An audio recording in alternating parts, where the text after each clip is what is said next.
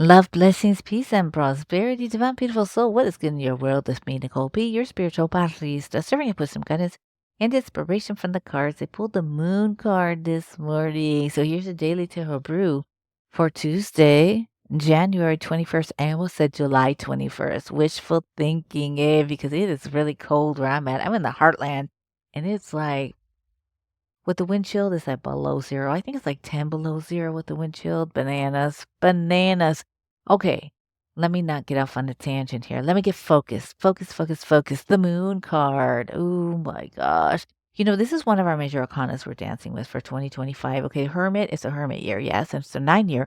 But because it's a 9 year, the moon card is 18 and 1 and 8 is 9. So we have elements of the moon card in 2025 that we are open to and dancing with. And it's one of the cards. I've made a mini altar in my room for the Hermit energy and also for the Moon card for this year. And so the Moon card, oh my gosh, like with every card, there's so many twists and turns, and there's so many portals and doors we can open and ways that we can explore all the messages and meanings and the symbols of this card, regardless of who the deck creator is. And I want to focus on intuition and the messages. That's what I'm feeling called to share. I think one of the things we really got to remind ourselves of is that we are no different than the dog and the wolf howling at the moon on this card. I'm actually using True Heart Intuitive Tarot deck today, and on this image there's the wolf and also the dog, similar to that of Pamela Coleman Smith's drawing. And it's a reminder that really, there's we may be different in some ways, no doubt, but we're beings as well. We're spiritual beings in these human bodies.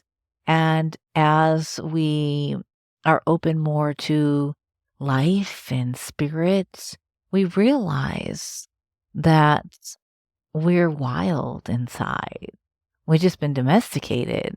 And the more that we open to that, you feel the urge to howl at the moon, right? um, the more that we're open to that, I think the more we begin to trust our own intuition and not seek the validation of others around our intuition, around what we think is right or feels right if we don't know. The moon card is an invitation to consciously devote practices and time to honoring intuition and trusting and knowing that you came into this world an intuitive. And with practice, with dedication, with honoring your cycle, you can tap back and reconnect to those powers. The beauty of the moon is that Grandmother Moon is spectacular in that she reminds us of the cyclical nature of life and the mysteries of life, and that some things we never will be able to know in our logical mind. But Grandmother Moon is supporting us knowing things without understanding them. She reminds us that we don't have to figure things out all the time. We can feel them out. There's a knowing that happens in our bodies. It's different than that sun energy. Like when the sun is out, you can see and you can feel, and there's a different sort of energy, where Grandmother Moon invites us to tap into knowing and trusting and believing in what we cannot see, but knowing that it's real and trusting that it's real. There's that connection to the underworld with Grandmother Moon. So, what do you do? Like, how do you continue to nurture your connection with your intuition and Grandmother Moon energy and the mysteries of what is known and unknown and seen and unseen? And how do you trust yourself? And I think it's a practice. And I think one of the main things is to not compare your journey and your intuition and how you know and how you feel things to other folks.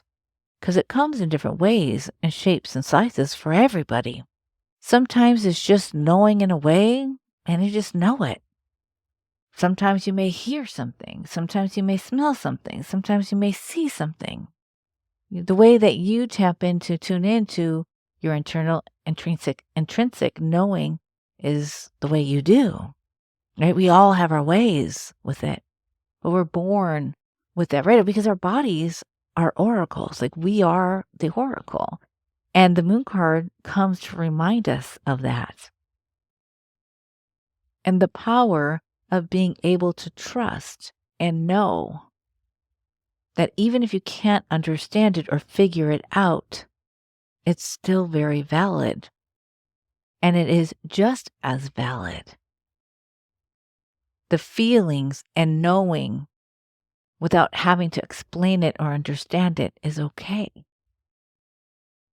And so if you're going through this where you're just knowing stuff, but you can't figure out how you know it, but you just know it, trust that that's coming up for you for a reason. And trust that that's your intuition, that's a knowing. And we honor that and we devote ourselves to that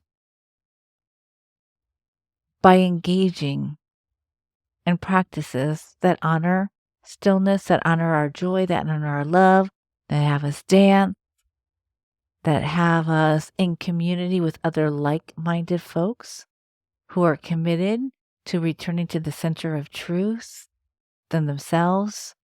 And as you continue to go down this path of devotion, it becomes part of life, and it's not even that you have to think about it. And sometimes you're more in tune than other times. That's life. Once again, that part of Grandmother Moon and part of this card is a reminder of the cyclical nature of life. And when we surrender, it's a card of surrender as well, and understanding the energy of the underworld, how it comes up to meet Grandmother Moon.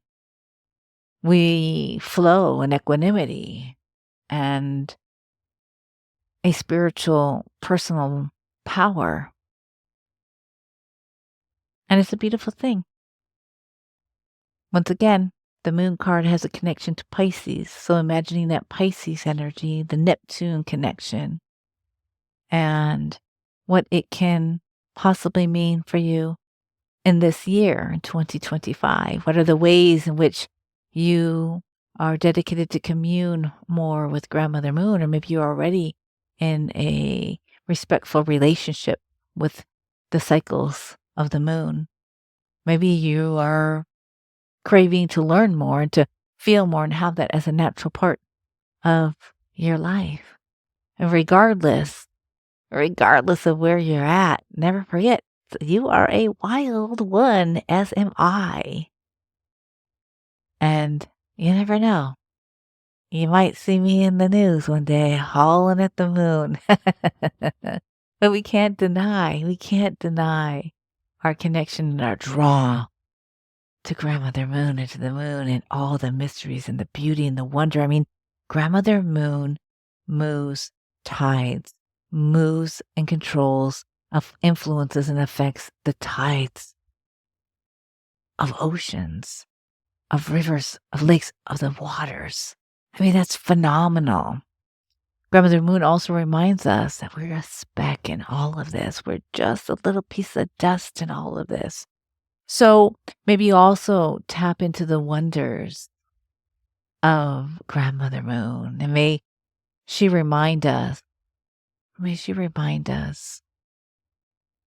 of the mysteries, the beauty of this thing called life. Thanks for tuning in, my love. Have a wonderful day. Bye-bye.